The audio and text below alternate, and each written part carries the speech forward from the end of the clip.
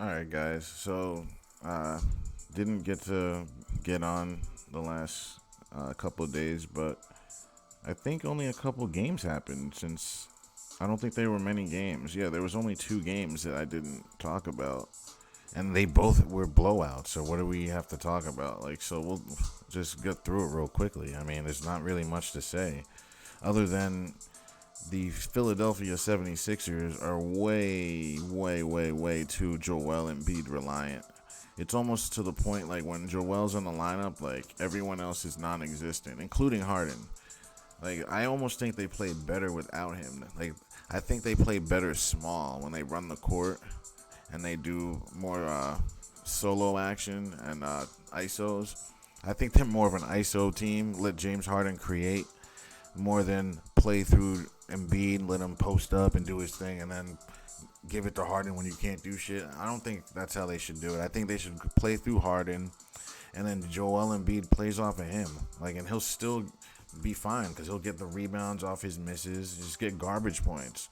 Just do it the old-fashioned way. I think if Joel did it that way and just stopped worrying about being the star and doing everything, he wants to bring the ball up, he wants to be the scorer, he wants to be the defender, he wants to be the facilitator. It's like, bro, you can't do it all. You can do it all and be the MVP, but you ain't gonna win any championships. And you're not making your other players better. Harden is much better when he's got 10 assists and more. Don't forget, he used to lead the league in assists and points. There was a time where he averaged 36 and 12. He was a walking double-double. Now they play through Embiid. It's just give it to Embiid and everyone stands around. That's what it is. And that doesn't work. And he doesn't run the floor and he complains, gives up 4 and 3s or 3s and 4s and 5 and 4s. He gives up all these things because he doesn't either run back or he complains. And it happens all the time. I mean, I'm not saying he's not a good player and all. I just think there's a team aspect that you can't deny. There's a part of this where your team has to play well rather than an individual. Let's not forget Michael Jordan went 8 years being the individual, not being able to win, and he needed Scottie and a team around him, right? So let's not forget. And then LeBron, same thing. He was a great player, but he didn't have a team around him. Had to team up with Dwayne Wade, right? In the same sense, Jordan did the same thing. The only difference is they drafted Pippen, but he still needed the help. He still needed to evolve. And Joel's going to have to evolve, and he's going to need more help to get this done. I think the Celtics are going to get by them, but they also need more help for the next round because can we really trust guys like Marcus Smart, in a championship game? I'm talking the NBA Finals. Can we trust Marcus Smart, Derek White, Al Horford?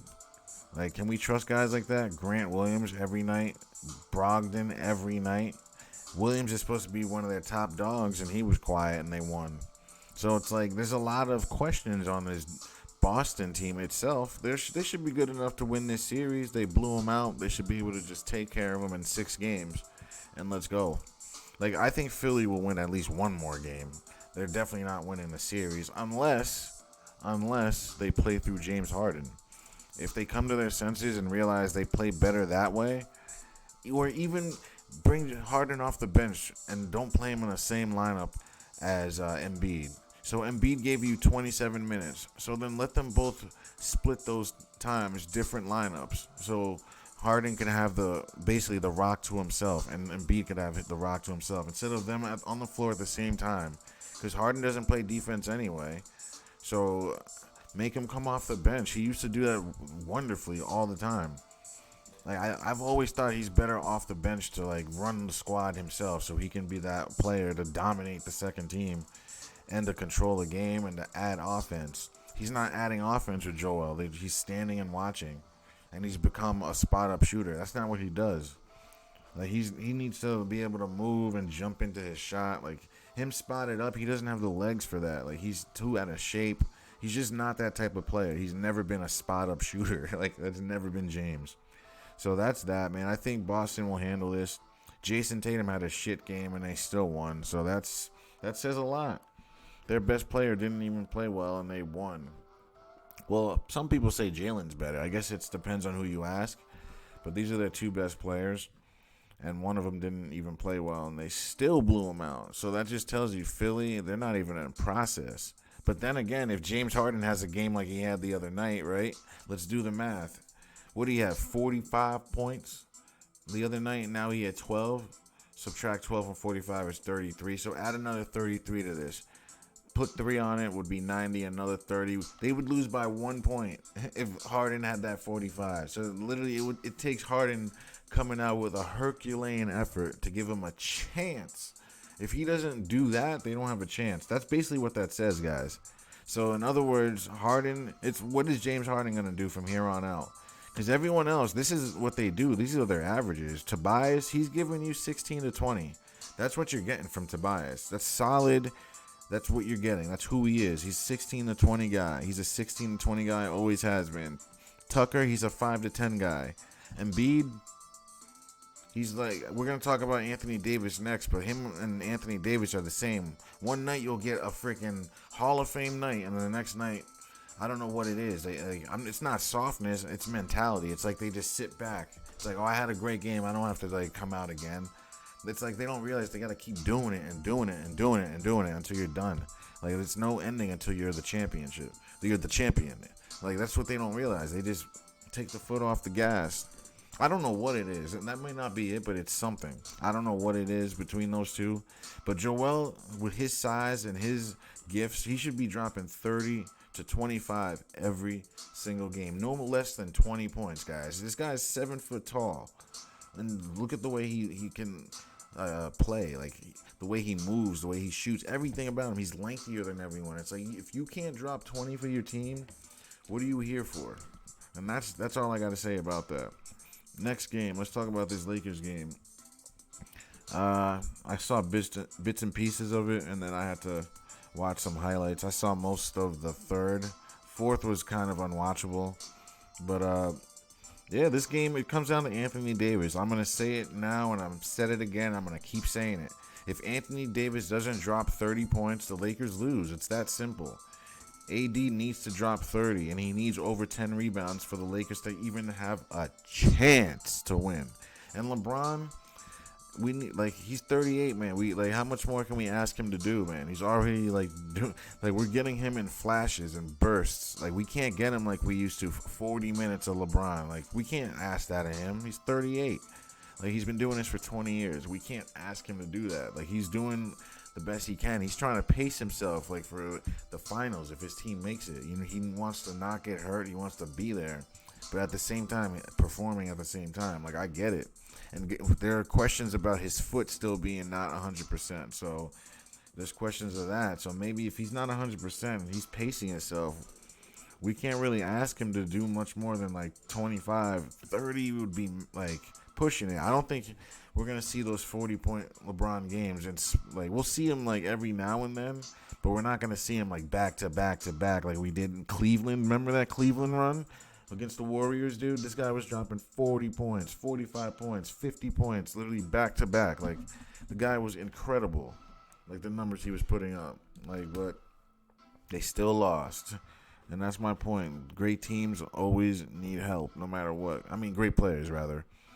Now, Vanderbilt, he was having trouble, it looked like, on those screens. It looked like the first game, the Warriors had no game plan. They just wanted to see what the Lakers are going to do and then counter that the next game. Now the Lakers have to completely change their game plan. They can't come out and do the same drop coverage shit again, because Curry, what's going to happen is he's just going to keep shooting right over AD. Like, you have to, I'm not even saying you can't double them because the Warriors are too good. They'll turn that into a 3-on-2 right away. You can't double him, but what you have to do is get in his face. You can't allow him to get comfortable, because once you do that, it's over. So they can't do drop coverage. I would just give up the roll, honestly, at this point. Don't give up the 3-point shot, because this team is just too good at it. I would just give up the roll and hope that your rotation gets there, instead of just giving the drop coverage 3 from the foul line of contesting. Like, that's all day. Steph, that doesn't even phase Steph. He just shoots right over it.